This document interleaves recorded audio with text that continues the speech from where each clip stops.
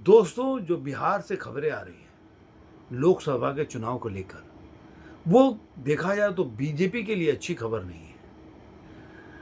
BJP के लिए क्यों नहीं अच्छी खबर है? क्योंकि बीजेपी का जो गठबंधन हुआ, उसके लिहाज से देखा जाए तो ये खबर अच्छी नहीं है। अब कोई जो बीजेपी के समर्थक होंगे या नरेंद्र मोदी को चाहने वाले होंगे, उनको ये बात अच्छी नहीं लगेगी। उनको लगेगा कि मैं क्या बोल रहा हूँ। देखिए, हमारा काम है जो तथ्य है उसको एनालिसिस करना सही तरीके से। जो ज़मीनी हकीकत है, ज़मीन पे क्या चल रहा है और क्यों मैं कह रहा हूँ ये सब बातें, उसका आधार क्या है, ये देखना हमारा काम है और आपके सामने लाना। तो आज इस वीडियो में हम इसी पे चर्चा करेंगे कि मैं क्यों बोल रहा हूँ कि बीजेपी के लिए जो बिहार का ज़मीन है लोकसभा चुनाव के लिए, वो और जो अगर देश की तुलना करें पूरे देश की, उसके हिसाब से देखा जाए, जहाँ पे बीजेपी जीती उसकी बात कर रहा हूँ। अब कोई बोलेगा साउथ की बात तो नहीं कर रहे हैं। मैं उस प्रदेशों की बात कर रहा हूँ जहाँ पे बीजेपी क्लीन स्वीप की है। उसके लिहाज से देखा जाए तो बीजेपी कहीं ना कहीं बिहार में मुश्किल में है और इसी पे हम आज चर्चा करेंगे। दूसरा ये भी करेंगे कि आरएसएस का सर्वे आया, ये कितना सच है और कितना झूठ, हम इस पे आपको आकलन करके बताएंगे क्योंकि इसके पीछे की सच्चाई क्या है, ये सब बात बोलेंगे। लेकिन इससे पहले आप मेरे चैनल को अभी तक अगर सब्सक्राइब नहीं किया तो सब्सक्राइब जरूर करें। दोस्तों के साथ, सगे संबंधियों, रिलेटिव के साथ वीडियो को लाइक करें और शेयर करते रहें और वीडियो को जरूर शेयर करें क्योंकि ये जो मैं वीडियो आज का बना रहा हूँ, ये अगर देखा जाए तो आपकी आंखें खोलने वाली है। इसलिए इस वीडियो को पूरा का पूरा देखिए, तब आपको पता चलेगा कि मैं ये बातें क्यों कह रहा हूँ। तो चलिए देर नहीं करते हुए वीडियो को शुरू करते हैं। दोस्तों, जब ही नीतीश कुमार बिहार में एनडीए के गठबंधन को छोड़कर और आरजेडी के साथ उन्होंने गठबंधन बनाकर और सरकार चलाने लगे, उस समय देखा जाए तो मेरे हिसाब से बिहार में बीजेपी के लिए अच्छा था क्योंकि उस समय एक जो नीतीश कुमार के विरोधी लोग हैं, जो एक तबका ऐसा है जो मानते हैं कि नीतीश कुमार जो है वो कभी भी लॉयल नहीं रहे गठबंधन के लिए, चाहे किसी के साथ भी हो।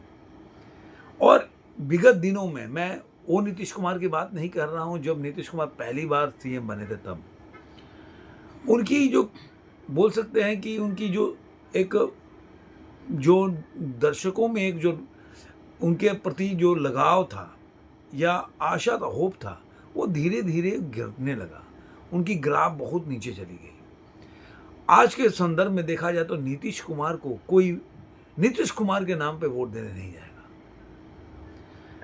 तो अब सवाल ये आता है कि हुआ क्या और किसने ये बीजेपी में इतना आकलन करके और ये गठबंधन बनाने पर जोर दिया, जिसको मानकर बीजेपी ने नीतीश कुमार के साथ जो बोलते हैं ना फूके हुए कारतूस के साथ गठबंधन बनाया।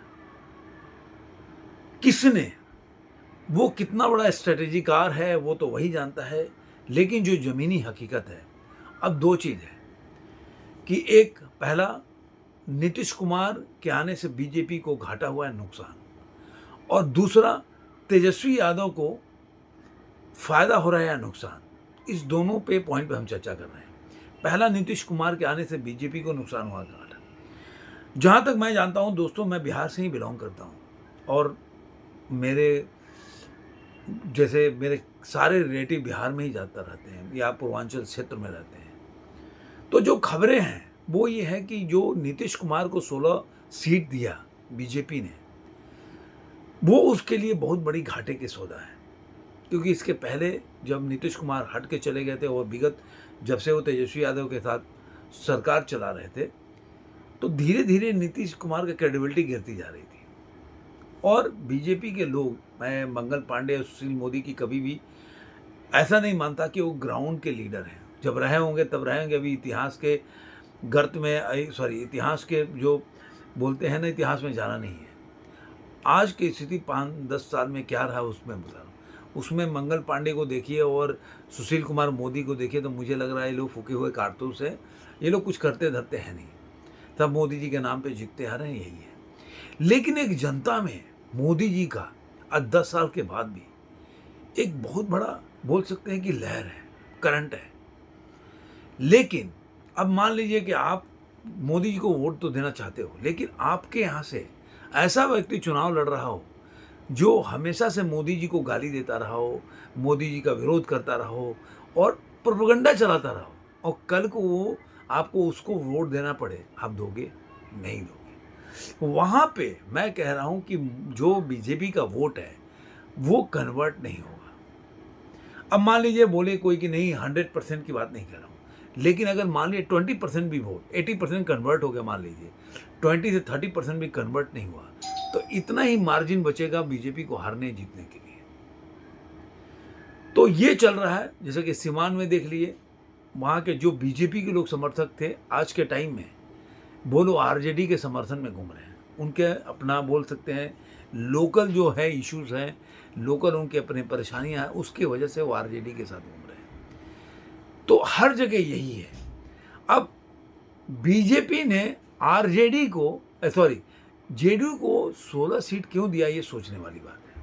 वो अच्छा बार्गेन कर सकते थे 10 से 12, मैं पहले भी वीडियो बनाया था तो मैंने बोला था 10 से 12 सीट उनको मिल जाए तो बहुत बड़ी बात है, और नीतीश कुमार के पास इसके अलावा कोई चारा भी नहीं है। तो नीतीश कुमार यहाँ पे आप बोल सकते हैं कि नीतीश कुमार यहाँ पे विजयी बने। मैं पहले भी बोला कि नीतीश कुमार बीजेपी को झुकाने में बोल सकते हैं कि सही साबित हुए या झुका सके। ये नीतीश कुमार की सबसे बड़ी जीत थी कि एक पूरे इंडिया में जीती हुई पार्टी, स्ट्रॉन्ग पार्टी, अगर एक हारी हुई पार्टी के सामने घुटने टेक देती है, ये बहुत बड़ी बात है। ऐसे ही महाराष्ट्र में कांग्रेस की है। अभी शिवसेना देखिएगा तो शिवसेना 90% शिवसेना तो शिंदे साहब के साथ है और 90% एनसीपी भी शिंदे अजित पवार के साथ है। तो बचते हैं 10%। लेकिन वो 10% जो अभी तक एक अशोक चव्हाण को छोड़ दीजिए तो कोई भी कांग्रेस में महाराष्ट्र में बहुत बड़ा फ्रैक्शन नहीं हुआ है। तो वहाँ पे जो शिवसेना उद्धव ठाकरे का गुट है उस कैसे बार्गेन करके और सबसे ज़्यादा सीट कांग्रेस से लेने में सफल हुई, ये बहुत बड़ी बात। सेम यही हुआ बिहार में, और बिहार में तो मैं मानता हूँ ज़्यादा ही हुआ। आप सोचिए जब 22 जनवरी को वहाँ का रिपोर्ट में बता रहा हूँ कि 22 जनवरी को जब रामलला का प्राण प्रतिष्ठा हुआ था, उस समय जिस तरह से एक चारों तरफ रामलला का झंडा लगा था, आप दिल पे हाथ रख के रखिए, बोलिए कि जो झंडा लगाया होगा, चाहे ऑटो हो, चाहे घर पे, चाहे अपने गाड़ी में, वो लोग किसको वोट देंगे? 99% मैं कह रहा हूँ बीजेपी को वोट देंगे। और बिहार सीमा से लेकर और मुंबई तक आप हर इलाके में जाएंगे ना तो हर जगह झंडा था, रामलला का झंडा, हनुमान जी का झंडा, 22 जनवरी को हर जगह झंडा। तो अब अगर इतने झंडे घूम रहे हैं, इतना वोट बैंक है तुम्हारा, और मैं कह रहा हूँ छोटे छोटे जो हरिजन की बस्ती है वहां पे झंडे ही झंडे लगे, और आज वो मतलब वो ठगा सा महसूस कर रहे हैं जब हम किसको वोट देने जाए। तो ये तो एक बहुत बड़ा कारण मैं बता रहा हूं कि जिसकी वजह से बीजेपी को, और मैं एक और चीज आपसे बोलूं कि बीजेपी ने आज तक बिहार के बारे में सोचा ही नहीं कि बिहार में एक ऐसा नेता को पैदा किया जाए या नेता को खड़ा किया जाए जिसके मुकाबले कोई खड़ा ना हो। आप समझिए सब थके हुए। आप पहले सम्राट चौधरी कहाँ थे, जेडीयू आरजेडी सब जगह घूम के आए, अब कितना वो बिहार में एक्टिव होते हैं पॉलिटिक्स में, कितना लोगों से मिलते जुलते हैं। आप अन्नामलाई को देखिए, जिस तमिलनाडु में बीजेपी का कार्यकर्ता नहीं मिलता था वहाँ पे एक मतलब अंडर करंट है, वहाँ पे कोई भी प्रेडिक्ट नहीं कर पा रहा कि बीजेपी कितना % वोट ला सकती है, कितना जंप कर सकती है। तो ये उस व्यक्ति में एक बोल सकते हैं कि उसकी अपनी क्रेडिबिलिटी है जनता में। वैसा बीजेपी में अभी तक बिहार में कोई नेता ना हुआ और ना बनाया गया। मेरा हिसाब से अगर चिराग पासवान के साथ वो डील करते, उसको बीजेपी में लेके आते और उनको सीएम का, देखिए थोड़ा मोड़ा आपको परेशानी तो होगी। आप मनोज यादव को बनाए मध्य प्रदेश में तो क्या हुआ, परेशानी तो होगी ना लोगों को जो पहले से बैठे हैं, लेकिन अगर चिराग पासवान को एक सीएम कैंडिडेट बना के अगर उतारते तो आप स्थिति अलग होगी। चिराग पासवान के बारे में एक अच्छी, मतलब बोल सकते हैं एक अच्छा पकड़ है या अच्छी सोच है लोगों के बारे में। एक जो जनता है वहाँ के बिहार के, एक अच्छी सोच है उनके बारे में, अच्छा सोचते हैं। तो कभी बीजेपी ने इस तरह प्रयास नहीं किया। ऐसे लोगों को आज सोचिए कि जो डिप्टी सीएम है बिहार का, वो खुश नहीं है डिप्टी सीएम बनने में, तो पार्टी की हालत है। अब इससे क्या बीजेपी को कितना फायदा होगा या घाटा होगा? घाटा होगा, लेकिन आरजेडी कितना फायदा उठाती है, ये बड़ी बात है। अगर आरजेडी नहीं जीत पाती तो इसका मतलब ये मत समझो, ध्यान से सुनिएगा मेरी बात को, अगर बीजेपी फिर भी जीत जाती है, ज्यादातर सीट निकाल लेती है, मैं कह रहा हूं बीजेपी अपनी सीट तो निकाल लेगी, लेकिन सबसे ज्यादा बीजेपी के लिए जो बोल सकते हैं कि डेंट होगा जो जेडीयू का सीट है। रामविलास पासवान की जो पार्टी है वो भी सीट निकालेगा 5, और बीजेपी भी 17 में 17 निकाल लेगी। लेकिन जेडीयू के सीट में से 16 सीट में से कितना लेके आते हैं? तो एनडीए गठबंधन, अगर मान लीजिए कि कोई भी अगर सीट कम होता है तो एनडीए गठबंधन के लिए अपना सेटबैक होगा। तो अब यहाँ पे सवाल ये होता है कि अगर आरजेडी परफॉर्म नहीं करती या उस तरह से जीत नहीं पाती जिस तरह मैं बोल रहा हूँ, तो इसका मतलब पता है क्या है कि बीजेपी के खिलाफ या एनडीए के खिलाफ आरजेडी या महाअघाड़ी के पास ऐसा इतिहास नहीं रहा जिसकी वजह से लोग वहाँ उनको वोट दें। क्योंकि आप जब आरजेडी को वोट के बारे में सोचेंगे तो अचानक से उनके दिमाग में आएगा कि भाई जंगल राज कैसा था। अब जंगल राज कैसा था? आप सोचिए कि जिस राज्य में डीएम की पत्नी के साथ क्या हुआ, और डीएम दर दर ठोकरे खाता रहा अपने पत्नी को पाने के लिए। आप गूगल में सर्च करके जाकर देखिए, बंगाली थे डीएम, और उनकी पत्नी को किस तरह से किडनैप किया गया 2 साल तक, जिस पे आपने रॉडी राठौर भी, आपने अक्षय कुमार की मूवी भी देखी होगी। बिहार की कहानी है। ऐसे कितने कहानी आपको मिल जाएंगे जब डीएम की, जिस स्टेट में डीएम की ये हालत है, एक कलेक्टर की, तो आम पब्लिक की क्या स्थिति होगी, वो कैसे। मैं तो देखा है, मैं खुद स्वयं उस समय पढ़ते थे, 3 बजे के बाद लड़कियां घर से बाहर नहीं निकलती थी। 6 बजे के बाद आप बाइक लेके नहीं निकल सकते, 5 बजे के बाद आपकी बाइक कोई छीन लेगा, वो बिना नंबर प्लेट के चलाएगा, कुछ नहीं कर सकते। इस तरह का जंगल राज था। आप 6 बजे के बाद दरवाजा, सब लोग घर में चले आते थे, दरवाजा में 2-2 ताले लगा के रहते थे। कौन किसके घर में, वहाँ के विधायक का कोई बंदा घुस जाएगा और पता नहीं क्या क्या हो जाएगा घर के अंदर, आपको पता भी नहीं चलेगा। ये स्थिति थी। तो जब आदमी वोट देने जाता है ना, तो थोड़ा सा भी याद होगा तो लोग डरेगा वोट करने से। कोई बायस है तो अलग बात है कि अगर मान लीजिए कोई आदमी को आरजेडी को शुरू से वोट देते आया है, उनका कैडर, जिसको एमओआई समीकरण बोलते हैं, तो उसका तो अलग बात है। लेकिन उसके अलावा कोई भी वोट देने जाएगा तो जरूर एक बार को अगर ये लोग याद दिलाएंगे तो जरूर सोचेगा। यही एक सेटबैक है आरजेडी और महाअघाड़ी के लिए, जिसकी वजह से बिहार में अगर बीजेपी जीतती है तो ये बहुत बड़ा सेटबैक होगा। और उनकी अपनी इतिहास, जो लालू यादव की अपनी इतिहास है, कि आप सोचिए कि लड़के लड़की को गाड़ी में जला दिया गया, ऐसे कईयों कहानी मिलेंगे। मैं तो बोल रहा हूँ, मेरे सिवान शहर में लोग 5 बजे के बाद, 6 बजे के बाद लोग दरवाजे बंद कर लेते थे, लोग घर से बाहर नहीं निकलते थे कि पता नहीं किसके घर में कौन घुस जाएगा। मैंने ये सब देखा हुआ है।